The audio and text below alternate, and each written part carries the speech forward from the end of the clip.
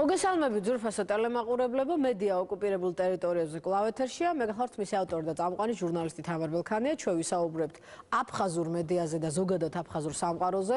ბუნებრივია მე მივესალმები გალს, რომელიც ყოველგვარი დაბრკოლების გარეშე და სატელიტების გარეშე გვიყურებს გალის მოსახლეობა. ჩვენი დღევანდელი გადაცემის თანაწამყვანი გახლავთ პროფესორი ზაზა წურწუმია. მოგესალმებით ზაზა.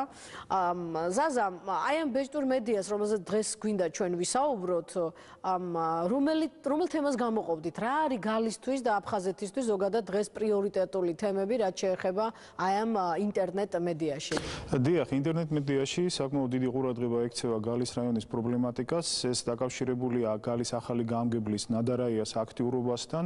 ნადარაია იძლევა ინტერვიუებს აფხაზურ საინფორმაციო წყაროებში, სადაც ის აღნიშნავს, რომ ტერორისტული საფრთხე არსებობს, არა მარტო კრიმინალური, არამედ ტერორისტული საფრთხე არსებობს გალის რაიონში. ამას ის უკავშირებს ქართული დივერსიული ჯგუფების აქტიურობას გალის რაიონში.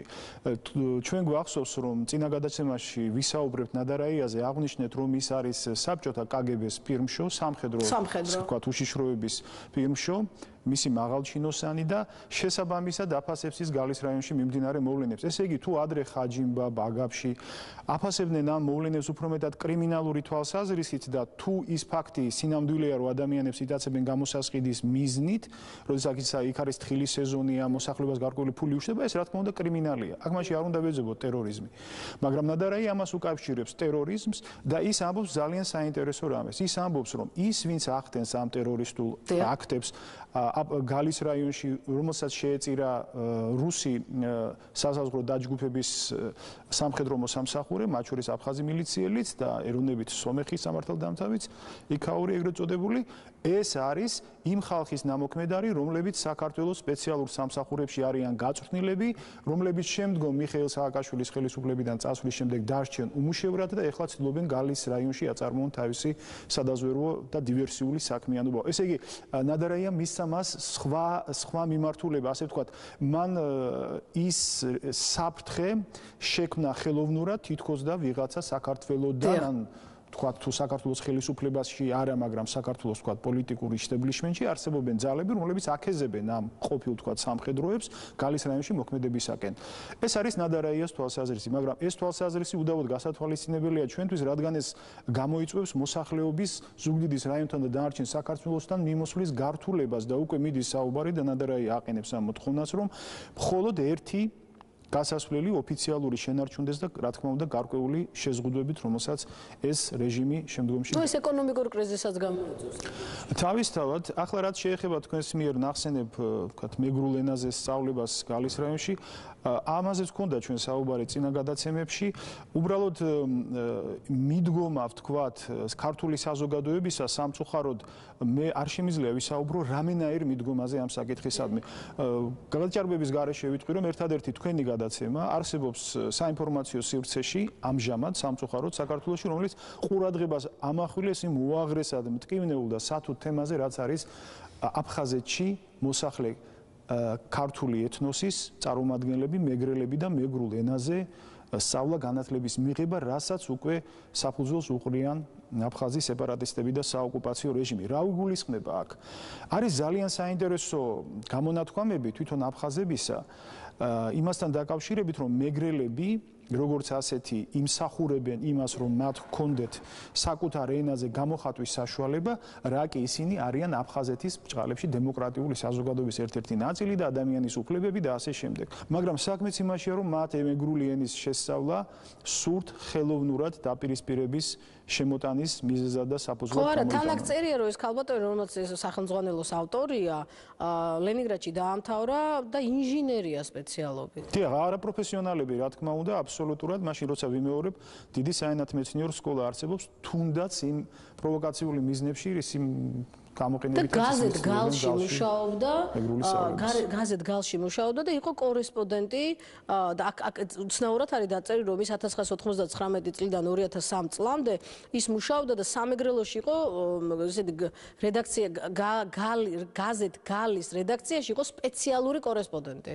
გალის რაიონში სწავლება მეგრული ენისა შეიძლება გამოყენებული იქნეს გალის რაიონის ქართული მეგრული მოსახლეობის საქართველოს დანარჩენი საზოგადოებისაგან მენტალური, ფსიქოლოგიური, სოციალური როგორც გნებავთ იმ დონის გაუცხოებისათვის და როდესაც ეს გაუცხოება დადგება როგორც შედეგი მაშინ უკვე გვიანი იქნება დამერწმუნეთ ყველანაირი მცდელობები ამ ახალგაზრდობის შემოტრიალებისა. რადიკალური და უფრო აგრესიული გამონათქვამებიც კი აბსოლუტურად არ უწყობს ხელს იქ დარჩენილი ქართული ეთნოსის უსაფრთხოებას. ჩვენ პირველ რიგში მათზე უნდა ვიფიქროთ.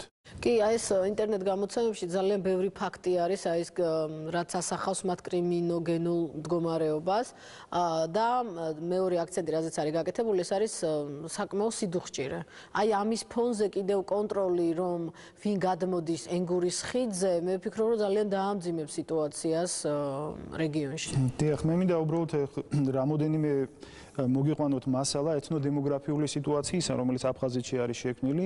2 წლის წინ ჩატარდა აღწერა აფხაზეთში და არის ძალიან საინტერესო მონაცემები. მე ამ ინფორმაციას ვაწვდი მაყურებელს, რადგან ჩვენ ვინც აფხაზეთიდან ვართ, თაობამ რომელიც მოესწროებს ამის შესახებ იცის, როგორ შეიცვალა იქ ეთნოდემოგრაფიული სურათი, მაგრამ მე მინდა ეს განსაკუთრებით ახალგაზრდობისთვის თქვა, მათ შორის სტუდენტებისთვის, აი რომ მათ ხელშესახებად იგრძნონ რა მოხდა აფხაზეთში. 254,000 მცხოვრები არის ამჟამად აფხაზეთში. ეს არის ორჯერ და მეტად ნაკლები, ვიდრე იყო 1992 წლამდე. აქედან 253,000-დან აფხაზები შეადგენენ პირველად მათი არსებობის ისტორიაში აფხაზეთის ტერიტორიაზე, როგორც საქართველოს ერთ-ერთი კუთხისა, უმრავლესობას, მცირე უმრავლესობას 51%-ს.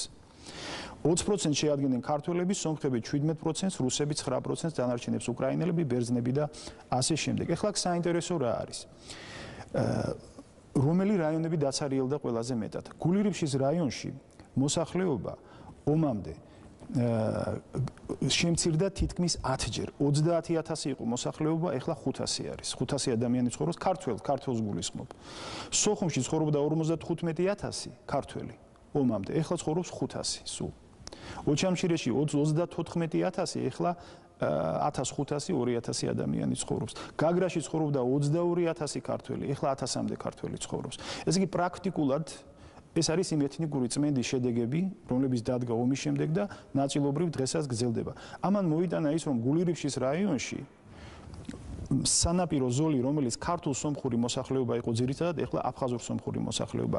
აი ეს მოყვანილია თვითონ აფხაზების, ასე ვთქვათ, ოფიციალური მონაცემები და ეს ძალიან საინტერესო იმ თვალსაზრისით, რომ ჩვენ აი წარმოგვიდგება მთლიანად ის კატასტროფული ვითარება, დიახ, რომელიც არის, ესე იგი, ამჟამად შექმნილი აფხაზეთის ტერიტორიაზე და იგივე გალის რაიონის მოსახლეობა მკვეთრად შემცირდა, ცხოვრობდა იქ 80-85,000, ეხლა კი მხოლოდ 20,000 ცხოვრობს აფხაზების მონაცემებით, რამდენად შეესაბამება ეს სინამდვილეს, სხვა საკითხი არის.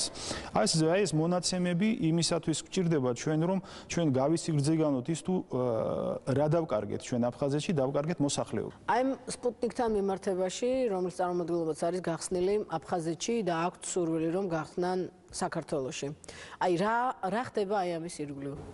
სპუტნიკი ეს არის მრავალენოვანი რესურსი, მედია ჰოლდინგი, რომლის ცენტრი არის მოსკოვში.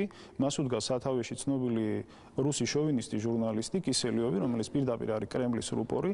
შექმნეს საიტი აფხაზურ ენაზე და რუსულ ენაზე, ძირითადად ეს იხსნება რუსულ ენაზე, sputnik-abkhazia.ru, ასე არის დომენი, დასახელება ამ საიტისა, სადაც ქვეყნდება ინფორმაციები არა მარტო აფხაზეთში მიმდინარე პროცესებზე, არამედ, თქვათ, რუსეთში მიმდინარე პროცესებზე და იმ გადაწყვეტილებებზე, რომელსაც რუსეთი იღებს აფხაზეთთან მიმართებაში. არის პირდაპირ ესეთი საიტი sukhum-moskva.ru, სადაც ლიდად არის წამზღარებული ასეთი სლოგანი: ყველაფერი რუსეთ-აფხაზეთის ურთიერთობების შესახებ. ეს იგი პრაქტიკულად ხდება მთლიანად რუსულ საინფორმაციო სივრცეში ნელ-ნელა ინტეგრირება აფხაზური მედია სივრცის და უნდა მოგახსენოთ, რომ ელექტრონული მედია ძალიან განვითარებულია აფხაზეთში.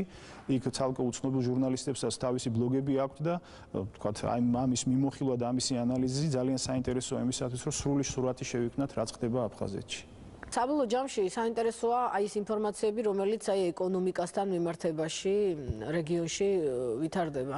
და აი ის ახალი ინოვაცია, რაც იგეგმება, ეს არის მათი ფული, აფსნი, რომელიც მიმოქცევაში სიმბოლური დანიშნულება ექნება თუ ფუნქციური დანიშნულება ექნება. ჩვენი მაყურებელი ნახავს, როგორია ეს გამოსახულება ამ ფულის, მაგრამ მე მაინტერესებს, რამდენად ეს ფული იქნება ფული შესყიდვის უნარიანობა. თქვენ სწორად აღნიშნეთ, გაუჩნდეთ, მას აქვს სიმბოლური მნიშვნელობა. 30,000 რუბლი არის მისი რეალური ფასი, რადგან მას მოსახლეობა იტაცებს როგორც სუვენირს. ამ ფულის ერთეულს ქვიას აფსარი. ეხლა სასაცილოა სატირალი რო არ იყოს, აფსარი ეს არის წმინდა წყლის ქართული მეგრული ტერმინი, რომელიც აღნიშნავს აფსუას, ისევე როგორც ოდიშარი და ასე შემდეგ. აფსარ არ შემთხვევაში არის ქართული ბოლოსართი მაწარმოებელი ტომობრივი სახელისა. ეს აფსარი საინტერესოა რატო დაარქვეს ამ ფულის ერთეულს და არ დაარქვეს თქვათ აფსუა. მას ექვდება აბსოლუტურად ნომინალური მნიშვნელობა, თუმცა ბარათელიამ ეროვნული ბანკის პრეზიდენტმა აფხაზეთისა თქვა, რომ ჩვენ უნდა ვეცადოთ, რომ თანდათან ფინანსური დუალიზმი შემოვიღოთ. თქვათ რუსული რუბლის გვერდით იყოს მიმოქცევა ამ აფსარისა და ერთი ინფორმაცია თქვენის ნებარით, რომელიც უნდა ვთქვა, 18 მილიონი დოლარი დაახლოებით გამოყოფილი არის რუსეთის საინვესტიციო ბანკებიდან საინვესტიციო პროექტებისათვის აფხაზეთში. ეს არ არის დიდი თანხა, მერწმუნეთ და ეს თანხა უნდა იქნეს ათვისებული 3 წლის განმავლობაში. ეს გქონდა წელიწადზე პრაქტიკულად სადღაც 6 მილიონამდე თანხა მოდის, რომელიც აფხაზეთის თქვა ტურიზმის ან სხვა სექტორების ასაღორძინებლად ჩემი აზრით აბსოლუტურად საკმარისი არ არის და ძირითადად ეს მიმართულია აფხაზეთში რუსეთის ერთგული ბიზნეს კლასის და ამ წრის შესაქმნელად, რომელიც მთლიანად იქნება მიბმული რუსულ ინვესტიციაზე. კი ბატონო, საბოლოო ჯამში ძალიან დიდი მადლობა მინდა გითხრა სტუმრობისთვის. მე კი ჩვენს ტელემაყურებლებს შევახსენებ, რომ ჩვენი დღევანდელი გადაცემის თემა იყო თებერვლის ინტერნეტ მედიის მიმოხილვა აფხაზეთთან მიმართებაში, ხოლო თანაწამყვანი გახდათ პროფესორი ზაზა წურწუმია. მადლობთ ყურადღებისთვის, მომავალ შეხვედრამდე.